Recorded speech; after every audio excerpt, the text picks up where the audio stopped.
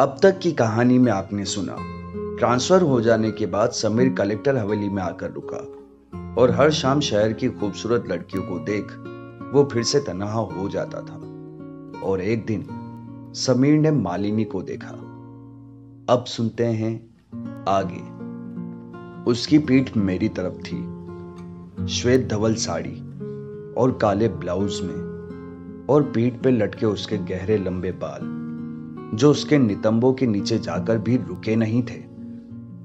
घुटनों के नीचे तक घने लंबे बाल। वो बड़ी तन्मयता से पौधों को पानी दे रही थी।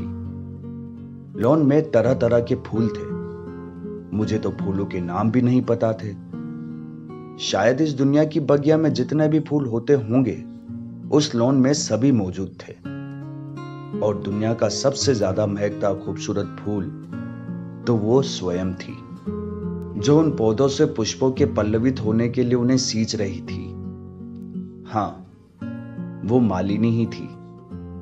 उसके लंबे बालों में मैं खोकर रह गया था, मंत्रमुग्ध और सम्मोहित सा, और कुदरत के इस खूबसूरत नजारे से चाहकर भी नजरें नहीं हटा पा रहा था। उसके बाल इतने घने और लंबे होंगे कभी कल्पना नहीं की थी। रसोई के रिसेप्शन पर होती तब अपने बालों को जूड़ा बनाकर रखती। वहां से हटने को मन भी नहीं कर रहा था, और मन में एक भय भी कि कहीं उसने मुड़कर देख लिया तो। मेरा संकोची मन मुझे दुविधा में डाल रहा था, लेकिन मेरा उसे देखने का मन बहुत हो रहा था। एक अजीब सी सिहरन हो रही थी मेरे शरीर में। मैं चाह कर भी वहां से हट नहीं पा रहा था। मैं वहीं गेट से कुदरत का मनमोहक नजारा देखता रहा और सम्मोहित होता रहा। वो यंत्रवत पौधों को सींच रही थी, और वो पल, वो खूबसूरत, वो यादगार लम्हा आ ही गया। वो पलटी और मुझे देख उसके चेहरे पे कुछ असमंजस से भाव थे, और मैं उस बला की खूबसूरती को बस एकटक देख रहा था। आज तक ऐसी खूबसूरती कभी नहीं देखी थी। उसके शरीर का हर अंग बिल्कुल जैसे सांचे में ढला। उसने साड़ी के पल्लू को बेहद करीने से अपने पेट के ऊपर से बांधा हुआ था। मेरी चोरी पकड़ी गई थी। मैं वहां से अब जा भी नहीं सकता था। वो बिल्कुल आसमान की परी या देवताओं के दरबार से जमीन पर उतर आई कोई अप्सरा।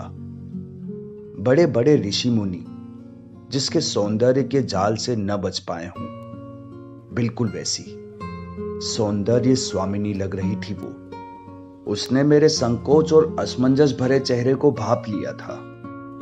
उसने मेरी तरफ दूर से ही देखा। उसके चेहरे पे कोई प्रतिक्रिया नहीं थी। मैं भीतर ही भीतर कांप रहा था। उसने कुछ कहा नहीं, और दूसरे गेट से, जो उसकी कोठी से सटा था, भीतर जाने लगी। वो थोड़ा आहिस्ता चल रही थी, बिल्कुल गजगामिनी की तरह। मैं उसे जाता देखता रहा, मंत्रमुग्ध सा। जब तक मैं होश में आया वो जा चुकी थी। सच्ची मैं बहुत डर गया था उस वक्त।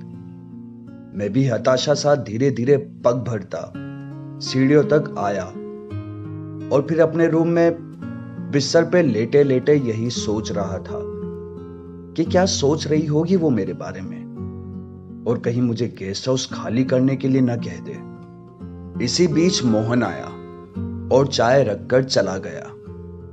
संडे को रसोई ब्रेकफास्ट और लंच के लिए नहीं खुलती थी। सिर्फ गेस्ट हाउस में रुके लोगों को ही सर्व किया जाता था। मैं धीरे धीरे चाय की चुस्की ले रहा था। साथ साथ मेरे ख्यालों से मालिनी जाने का नाम नहीं ले रही थी। सच में इतना भरपूर यौवन, इतना लावण्य रूप से दमकता चेहरा मैंने आज तक नहीं देखा था। उस शहर की वो खिलखिलाते चहकती सी लड़कियां भी मालिनी के रूप के सामने कहीं नहीं ठहरती थी। लॉन की मालिनी को देखकर कोई भी नहीं कह सकता था कि वो एक 19 साल की बेटी की मां है। वो तो खुद 30-32 से ज्यादा की नहीं लगती थी। कहीं से भी। इतनी फिल्में देखी और उनमें काम करने वाली इतनी न्यायिकाएं, एक से एक सुंदर। इतने रोमांटिक उपन्यास पढ़े, उनमें न्यायिकाओं की खूबसूरती का चित्रण। लेकिन मालिनी के सामने अब मुझे सब फीके नजर आ रहे थे। ऐसी मनमोहिनी आज तक न देखी थी और ना ही सुनी थी कहीं। अभी भी मेरी नजरों के सामने से उसका हौले हौले से लॉन से कोठी की तरफ जाने वाला दृश्य नहीं हट रहा था। आज के वक्त की तरह अगर उस समय स्मार्टफोन जैसी कोई चीज होती तो निश्चित रूप से उसके अलग अलग एंगल से फोटो भी लेता और वीडियो भी बनाता। दिल में उमड़ते रुमाली ख्यालों के बीच एक आशंका भी मेरा पीछा नहीं छोड़ रही थी कि वो क्या सोच रही होगी मेरे बारे में। कुछ कहेगी मुझसे या फिर एक साधारण घटना समझकर भूल जाएगी, क्योंकि जाते वक्त उसका चेहरा बिल्कुल निर्विकार था, भाव शून्य, जैसे कुछ हुआ ही ना हो। या मेरा वहां खड़े होकर उसे देखना बिल्कुल आम बात हो, जो उसके लिए बिल्कुल भी महत्व नहीं रखती हो। यह सोचकर मेरा मन खिन्न सा हो गया। क्या वो भूल गई होगी कि मैं उसे इतनी देर से निहार रहा था, बेशर्मों की तरह। ऐसे भी भला कोई किसी स्त्री को देखता है? किसी स्त्री को उसकी मर्जी के बिना तकना भी तो गलत ही है। क्या उसे बुरा नहीं लगा होगा या उसे अच्छा भी लगा हो? भगवान ही जाने। उपन्यासों में औरत के बहुत रूप देखे हैं, एक ही औरत के कितने रूप। अब पता नहीं मालिनी के मन में क्या चल रहा था, ये तो वो ही जाने या भगवान। इसी उवापोह में नहा धोकर तैयार हुआ। नहाकर दिल को और दिमाग को भी थोड़ा सुकून मिला। 11 बजे मोहन नाश्ता लेकर आ गया। आज दही, अचार और आलू के पराठे थे। संडे को हमेशा नाश्ता स्पेशल होता था, लेकिन आलू के पराठे पहली ही बार बने थे मेरे सामने। कहते हैं ना, यदि गलतफहमी खुशी देती हो तो उसे खुशफहमी कहते हैं। यही शायद मेरा हाल था।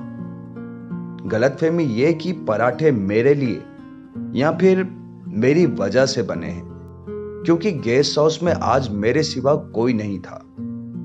यानी पूरी कोठी में मैं, मालिनी और मोहन, बस सिर्फ 3 जन। संडे को रसोई का स्टाफ दोपहर बाद आता था और संडे का ब्रेकफास्ट या लंच या तो मालिनी तैयार करती होगी या फिर मोहन। मुझे सही से पता नहीं था, लेकिन इतने संडे बीत चुके थे, कभी इस पर ध्यान नहीं गया मेरा। आज ही क्यों? ब्रेकफास्ट कोई भी तैयार करे, मुझे क्या। लेकिन उस रविवार के आलू के पराठे इतने लजीज थे कि दिल कह रहा था कि ये पराठे खुद मालिनी ने बनाए हैं, आज मेरे लिए स्पेशल। मैं शायद पागल हो गया था मालिनी के रूप को देखकर। न मांग में सिंदूर, न माथे पे बिंदी। बिना किसी आभूषण और मेकअप में भी किसी स्त्री का सौंदर्य मदहोश कर सकता था। मुझे सच में यकीन नहीं हो रहा था। इतनी उम्र में भी वो बिल्कुल निर्दोष और मासूम लगती थी, और पवित्र भी इतनी कि उसे हाथ भी लगाओ तो जैसे मैली हो जाएगी। उसे देखकर ऐसा लगा जैसे वो बिल्कुल अनछुई हो। मालिनी के नैसर्गिक रूप की आभा में मैं खोकर रह गया था। उस वक्त मैं सारी दुनिया जैसे भूल चुका था। मुझे पता था जो मैं सोच रहा था बिल्कुल फिजूल था। मैं सिर्फ अपना दिमाग खराब कर रहा था। पर मैं अपने दिल का क्या करता, जो मेरे ख्यालों से मालिनी को हटने ही नहीं दे रहा था। आज न मेरा कुछ पढ़ने को मन कर रहा था, न ही गाने सुनने को। जरा सा भी ध्यान हटाने की कोशिश करता, वो मेरे सामने आकर खड़ी हो जाती, जैसे शिकायत कर रही हो। क्या हुआ समीर, इतनी जल्दी भूल जाओगे हमें? सच कहूं, मेरी ऐसी मनस्थिति जीवन में प्रथम बार हो रही थी। मुझे हंसी भी आ रही थी अपने बावलेपन पर। ऐसा लग रहा था जैसे मुझ पे जादू सा हो गया हो। क्या वाकई? हाँ, थी तो वो बंगाली ही, और बंगाल के जादू के बारे में बहुत सुना था। सच में मैं वशीभूत हो गया था। क्या किसी वशीकरण मंत्र का असर था जो मैं खुद को उससे अलग नहीं कर पा रहा था? मुझे कुछ करना होगा, इस एबनॉर्मल सोच से बाहर आना होगा।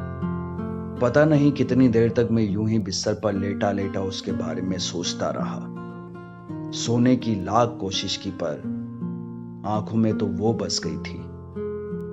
नींद कहां से आती? मैं बिस्तर पर करवटें बदलता रहा, फिर पढ़ने की कोशिश की। उपन्यास हाथों से पकड़ा तो पन्नों पे भी उसका चेहरा, होठों पे हल्की सी मुस्कान, जैसे कह रही हो, हमारे होते हुए ये क्यों? हमें पढ़ो ना। काश ये सच होता, वो सच में मेरे सामने होती। मैं उसके खूबसूरत चेहरे को बस देखता रहता, देखता रहता। मेरे ख्यालों की जैसे तंद्रा भंग हुई। शायद 2 बज गए थे। मोहन लंच लेकर आ गया था। मेरे मन में एक बार आया कि इससे पूछूं कि पराठे किसने बनाए थे, पर पता नहीं क्यों हिम्मत नहीं हुई। डर भी था और संकोच भी। इतने संडे बीत गए, आज तक तो कभी पूछा न था। ज्यादा भूख नहीं थी, मन जो अनमना था। कुछ खाया, बाकी वैसे ही छोड़ दिया। बिल्कुल भी बच्चा नहीं था मैं, 21 वर्ष का नवयुवक, जिसने इतनी किताबें पढ़ रखी थी कि सही गलत सबका पता था। यह भी पता था कि वो मेरे से उम्र में बहुत बड़ी थी, शायद 20 साल या उससे भी ज्यादा। और जो मैं सोच रहा था उसके बारे में वो कहीं से भी नैतिकता के दायरे में नहीं आता था। क्या वो मेरा क्रश था मालिनी के लिए? यहां शहर की बेफिक्र लड़कियां मेरे दिलो दिमाग पे इस कदर हावी हो चुकी थी, और पिछले काफी दिनों से मैं अपने अकेलेपन से तंग आ चुका था। रात को नींद ना आना, किसी की तलाश, किसी को पाने की चाह, क्या ये सब बातें मिलकर मुझे दीवाना बना रही थी? ऐसा पहले तो कभी नहीं हुआ। मैं अपनी तरफ से भरसक कोशिश कर रहा था उस पर से ध्यान हटाने की। किसी तरह मैंने खुद को संयंत्र किया, ख्यालों की दुनिया से निकलकर वास्तविक दुनिया में आया, और कुछ सोचकर रूम से बाहर निकल रूम को लॉक किया और सड़क पर आ गया। वहां लगे पोस्टर पर निगाह पड़ी। आराधना लगी थी शहर के टॉकीज में। घड़ी पे नजर डाली, मेटनी का वक्त था। सामने से आते रिक्शा को रोका और सिनेमा हॉल चलने को कहा। सिनेमा हॉल पहुंचकर बालकनी का टिकट लिया। फिल्म शुरू हो चुकी थी। हॉल में अंधेरा था। मैं कुछ देर यूं ही खड़ा रहा। धीरे धीरे आंखें अंधेरे की अभ्यस्त हुई। कुछ कुछ नजर आने लगा। मैं आगे की पंक्ति में खाली एक कुर्सी पर बैठ गया और फिल्म देखने लगा। ये मैंने पहले भी देखी हुई थी। अच्छी फिल्म थी। फिल्म में मन रम गया था और मैं पूरी तन्मयता से आराधना देख रहा था। फिल्म खत्म होने तक मैं बिल्कुल सामान्य हो चुका था। मालिनी का बुखार मेरे दिल से हल्का हुआ था। मैं एक सामान्य बुद्धिमान इंसान की तरह सोच रहा था। मुझे उस वक्त बेहतर फील हो रहा था। मैं रिक्शे से ही गेस्ट हाउस तक आया। रसोई में शाम की रौनक शुरू हो चुकी थी। मैं सीधा अपने रूम में आ गया और बिना चेंज किए ही बिस्तर पर पसर गया। कुछ देर में डिनर के लिए जो जाना था। मालिनी को लेकर जो सारा दिन उल्टे सीधे ख्याल थे, बेचैनी थी, वो पता नहीं कहां गायब हो गई थी। मैं बेहतर और रिलैक्स फील कर रहा था। वक्त अपनी रफ्तार से चलता रहा और सब कुछ बिल्कुल सामान्य हो चुका था। मैंने खुद को खुद से ही समझा लिया था। हां, मालिनी मुझे अच्छी लगती थी और उसके व्यक्तित्व की शालीनता और सौम्यता से मैं प्रभावित था। मेरी नजरों में मालिनी की छवि एक ऐसी महिला की बन चुकी थी जिसने अपनी लगन, मेहनत और हौसले की वजह से प्रतिकूल स्थितियों में खुद को संभाला, अपने घर को व्यवस्थित किया और परिवार में कोई पुरुष न होने के बावजूद समाज में अपनी एक विशिष्ट पहचान बनाई। नहीं तो उस समय एक अकेली औरत का खुद के दम पर यह सब करना लगभग असंभव ही था।